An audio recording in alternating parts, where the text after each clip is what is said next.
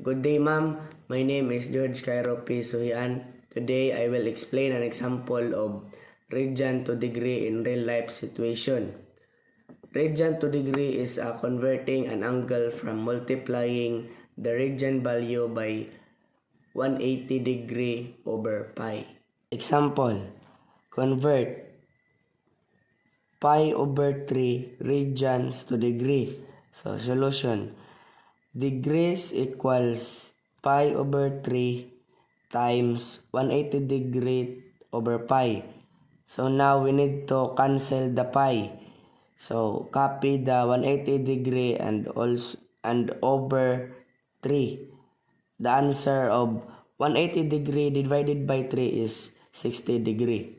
And now we have a real life situation problem.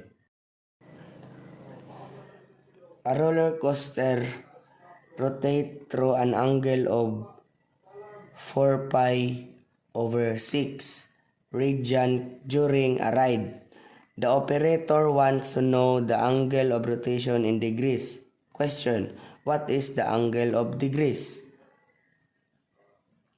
Given 4 pi over 6. To solve this given problem, we have a degree to radian formula. So, degree equals radian times 180 degree over pi equals, copy the given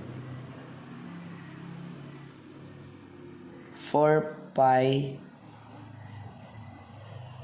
over 6 times 180 degree over pi. And now we need to cancel the pi. And now 4 times 180 degree is equals to 720 degree. And now copy the 6.